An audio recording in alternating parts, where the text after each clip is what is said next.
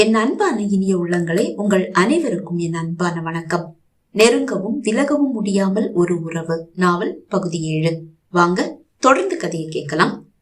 மருத்துவமனையை அடைந்த மருதீரன் சலனமற்ற அப்பா உடலை கண்டு கலங்கி நின்றான்.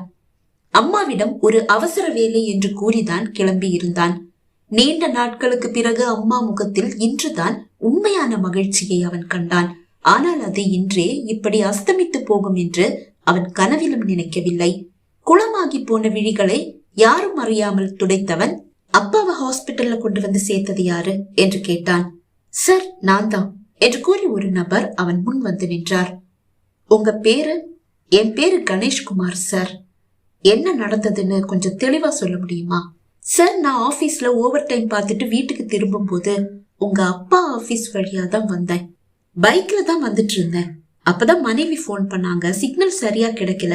உங்க ஆபீஸ் பக்கத்துல பைக்கை நிப்பாட்டிட்டு மனைவி கிட்ட பேசிட்டு இருக்கும் போது ஏதோ கீழே வந்து விழுற சத்தம் கேட்டது. ரொம்ப பெரிய சத்தமா கேட்டது. பின்னாடியே யாரோ வலியில துடிக்கிற சத்தமும் கேட்டது.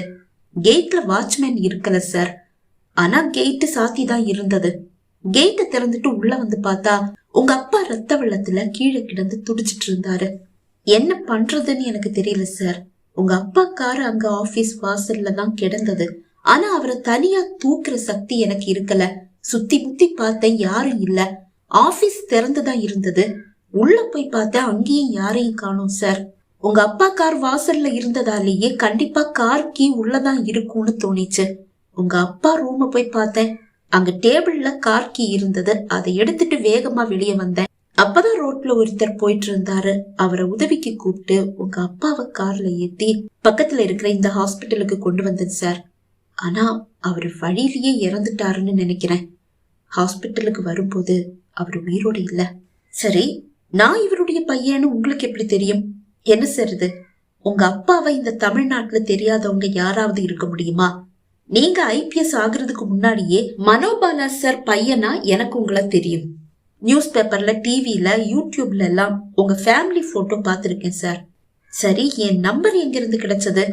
சார், நீங்க இங்க வந்து சார்ஜ் எடுத்துக்கிட்ட ஒரே வாரத்துல நீங்க சிட்டி ஃபுல்லா ஃபேமஸ் ஆயிட்டீங்க சார். நீங்க மட்டும் இல்ல, உங்க நம்பரும் தான். ஏதாவது ஆபத்துனா நம்பி கூப்பிடுற ஒரே நம்பர்னு எங்க ஆபீஸ்ல, வீட்டுல, உறவினர்களுக்கு இடையில கூட சேவ் பண்ணி வச்சிருக்கிற ஒரு நம்பர்னா அது உங்க நம்பர் தான் சார். அப்படிதான் நானும் அதை சேவ் பண்ணி வச்சுக்கிட்டேன்.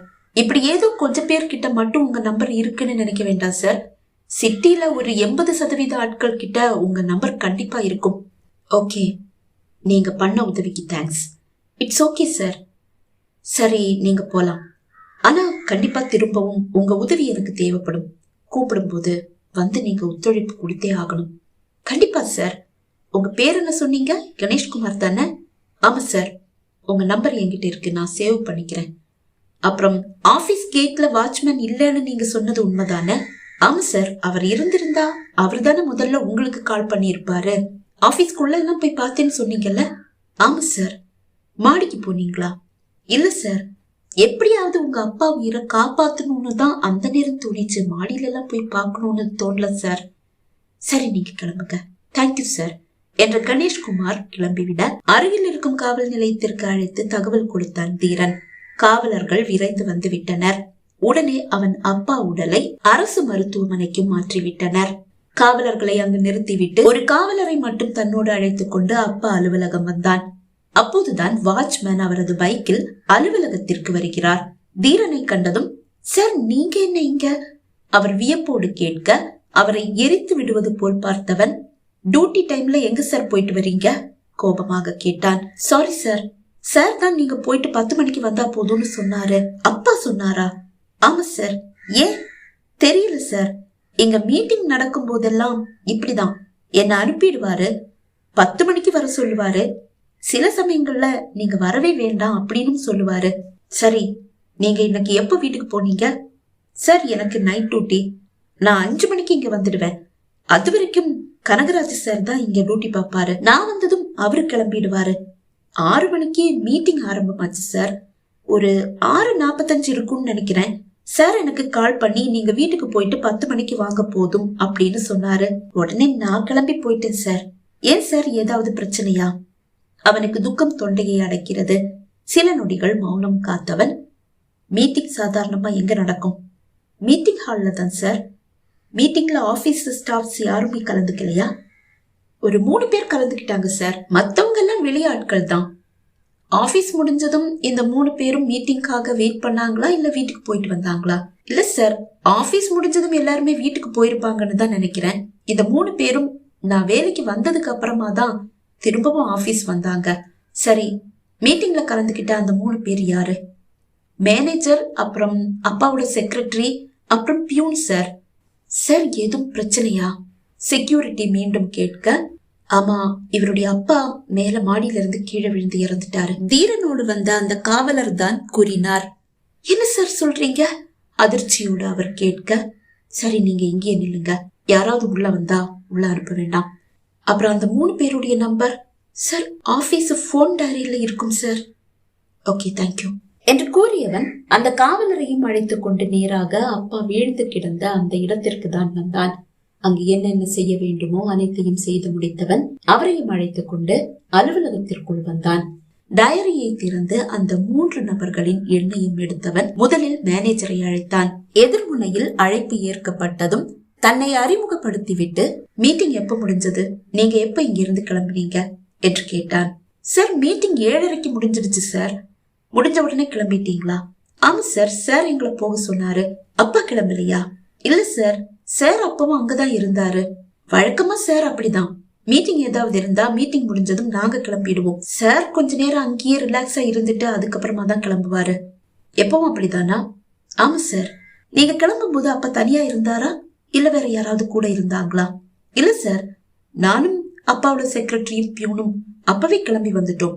சார் மட்டும் தனியா தான் இருந்தாரு. சார், எதுக்காக இதெல்லாம் என்கிட்ட கேட்டுட்டு இருக்கீங்க? அப்பா கிட்ட கேட்டு இருக்கலாமே சார். அவர் இப்ப உயிரோட இல்ல சார். ஓகே, தேங்க்யூ என்று கூறியவன் அழைப்பை துண்டித்து விட்டு அலுவலகம் முழுவதும் பரிசோதித்து பார்த்தான். சந்தேகப்படும்படி எதுவும் அங்கு இருக்கவில்லை. இறுதியில் மாடிக்கு வந்தான். மாடியிலும் எதுவும் சந்தேகப்படும்படியாக இருக்கவில்லை. மாடி முழுவதும் அவன் சுற்றி நடக்கும் போது அவன் காலில் ஏதோ பிசுபிசுவென்று ஒட்ட என்ன என்று பார்த்தான். ரத்தம் சிறிது அதிகமாகவே அங்கு குளம் கட்டி கிடக்கிறது. இந்த பிளட் சாம்பிள் எடுத்து லேபுக்கு அனுப்புங்க என்று கூறியவன் மொட்டை மாடி முழுவதும் சுற்றி திரிந்து இன்னும் ஏதாவது தடயம் கிடைக்கிறதா என்று தேடி பார்த்தான். அவன் காலடியில் ஏதோ மிதிப்பட்டது. காலை மெதுவாக அகற்றியவன் குனிந்து அந்த பொருளை கையில் எடுத்தான். ஒரு மோதிரம். அதில் டி என்று எழுத்து பொறிக்கப்பட்டிருக்கிறது. பெண்கள் அணியும் ஒரு அழகான மோதிரம். வேறு எந்த தடயமும் அங்கு கிடைக்கவில்லை. திரும்பி மருத்துவமனைக்கு வந்தவன் அம்மா அழைத்த போது எல்லாம் பிஸிமா, நான் அப்புறம் கூப்பிடுறேன் என்று கூறி அழைப்பை துண்டித்தான். இதற்கிடையில் மஞ்சுளாவை அழைத்து, அக்கா, அப்பாவுக்கு திடீர்னு உடம்பு முடியாம போச்சு. நான் அப்பாவை ஹாஸ்பிட்டல்ல சேர்த்திருக்கேன். அம்மா கிட்ட நான் எதுவும் சொல்லல. நீ கொஞ்சம் உடனே கிளம்பி வரியா? கார்ல எல்லாம் வர வேண்டாம். நேரா தூத்துக்குடி போய் அங்கிருந்து பிளைட்ல வந்துடுங்க. ஏதும் பிரச்சனை இல்லல்ல தீரா? இல்லக்கா, எந்த பிரச்சனையும் இல்ல. நீ அத்தானையும் கூப்பிட்டுட்டு கிளம்பி வா. சரிடா, இதோ கிளம்புறேன் என்று கூறி மஞ்சுளா அழைப்பை துண்டிக்க உடனே கிருஷ்ணாவை அழைத்தவன் நடந்த அனைத்தையும் அவனிடம் கூறி, அக்கா கிட்ட எதுவும் சொல்ல வேண்டாம். அவளையும் கூட்டிட்டு சீக்கிரமா சென்னை வந்துடுங்க. நான் வந்து சேர்ற வரைக்கும் அம்மா கிட்ட எதுவும் சொல்ல வேண்டாம். அக்கா கிட்டேயும் தான் என்று கூறி அழைப்பை துண்டித்து விட்டு தன் வேலைகளை பார்க்க ஆரம்பித்தான். அப்பா செல்போன் அப்பா பாக்கெட்டில் தான் இருந்தது. அதை தீரன் எடுத்து கையில் வைத்துக் கொண்டான். யார் யாரோ அப்பாவை அழைத்தனர். 12 மணி ஆன பிறகு அம்மாவிடமிருந்து அழைப்பு வந்தது. என்ன செய்வது என்று அறியாது திகைத்தவன் அழைப்பை ஏற்கவே இல்லை. மீண்டும் அம்மா தீரனை அழைத்தார். அப்பா போனை எடுக்கவில்லை என்று கூறதான் அம்மா அழைக்கிறார் என்பதை புரிந்து கொண்டவன் அழைப்பை ஏற்றுக்கொண்டான். சொல்லுங்கம்மா, மீட்டிங்னு சொல்லி அப்பா ஆபீஸ் போனாரு. மீட்டிங் முடிஞ்சிருக்கும். நான் போன் பண்றேன், போனை எடுக்கவே மாட்டேங்கிறாரு. அங்க உட்கார்ந்து நல்லா குடிச்சிட்டு இருப்பாருன்னு தோணுது. அப்பாவுக்கு இப்ப அது ஒரு வேலையா போச்சு. நீ ஃப்ரீயா இருந்தா கொஞ்சம் ஆபீஸ் வரைக்கும் போய் பாக்குறியா? இல்லம்மா, நான் கொஞ்சம் பிஸியா இருக்கேன். சரிப்பா, டைம் கிடைக்கும் போது கொஞ்சம் போய் பாரு. போன் பண்ணா எடுக்க கூட மாட்டேங்கிறாரு. சரிம்மா, நீங்க தூங்குங்க, நான் ஃப்ரீ ஆகும் போது போய் பாக்குறேன். சரிப்பா என்று கூறி அம்மா அழைப்பை துண்டித்தார். இறந்தது தொழிலதிபர் மனோபாலா என்று அறிந்ததும் மருத்துவமனையில் வேலையில் இருந்த மருத்துவர்கள் உடனடியாக அனைத்து ஃபார்மாலிட்டிகளையும் முடித்து தீரனின் அப்பா உடலை அவனிடம் ஒப்படைத்தனர். அப்பா உடலோடு அவன் வீடு வந்து சேரும் போது காலை 7 மணி. அதற்குள் மஞ்சுளாவும் கணவரும் வீடு வந்து சேர்ந்திருந்தனர். திடீரென்று மஞ்சுளாவை கண்டதும் அம்மாவுக்கு வியப்பு. என்னாச்சு மஞ்சு, திடீர்னு வந்திருக்க என்று அவர் வியப்போடு கேட்க, உங்களை எல்லாம் பார்க்கணும்னு தோணிச்சு, அதுதான் உடனே ஓடி வந்துட்டேன் என்று கூறி அவள் சமாளிக்க, அவளோடு பேசிக் கொண்டிருக்கும் போதுதான் ஆம்புலன்ஸ் வீட்டு வாசலில் வந்து நின்றது. அதை கண்டதும் மஞ்சுளா இதயத்தில் ஈட்டி ஒன்று பாய்ந்தது. உடம்பு முடியாம ஹாஸ்பிட்டல்ல சேர்த்திருக்குன்னு தானே சொன்னோம். அவள் முணுமுணுக்க, மஞ்சு யாருக்கு உடம்பு முடியல என்று கேட்ட அம்மா பதறி அடித்துக் கொண்டு வாசலுக்கு ஓட, அவர் பின்னாலேயே ஓடி வந்தாள் மஞ்சுளா. கலங்கிய விழிகளோடு வீட்டிற்குள் ஏறி வரும் மருதீரனின் பின்னால் அப்பா உடலை ஏந்தி 4-5 பேர் வருகிறார்கள். அதை ஒரு முறைதான் கண்டார் அம்மா. தீரா என்று அலறிய அம்மாவை தன்னோடு சேர்த்து அணைத்துக் கொண்டவன் ஓடி வந்த மஞ்சுளாவையும் மறுகரத்தால் தடுத்து தன்னோடு சேர்த்து அணைத்தான். இருவரும் அவன் மார்பில் முகம் புதைத்து வாய் விட்டு கதறி அழ, அனைத்து வேதனைகளையும் மனதில் புதைத்தவன் இருவரையும் கைத்தாங்கலாக அழைத்து வந்து செட்டியில் அமர்த்தினான். கிருஷ்ணா வந்து மஞ்சுளாவை தன்னோடு சேர்த்து அணைத்துக் கொண்டான். அம்மா செட்டியில் அப்படியே படுத்து விட்டார். சடங்குகள் அனைத்தும் முடியும் போது மாலை 5 மணி ஆகிவிட்டது. அதன் பிறகு தன் அறைக்கு வந்தவன் குளியல் அறைக்கு வந்து கதவை சாத்திவிட்டு ஷவரை திறந்து அதன் அடியில் நின்றான். அதுவரை அடக்கி வைத்திருந்த அழுகையும் வேதனையும் பீறிட்டு வர வாய் விட்டு சத்தமாக அழுதவன் அப்பா இழப்பை தாங்க முடியாமல் வெகு நேரம் அழுதான். அவன் அழும் சத்தம் ஹாலில் படுத்திருக்கும் அம்மா செவியையும் எட்டியது. அவர் விழிகளும் நிறைந்து வழிந்து கொண்டே இருக்கிறது. பகுதி 7 நிறைவடைந்தது. பகுதி 8 உங்களை சந்திக்கும் வரை விடைபெறுகிறேன். நன்றி, வணக்கம்.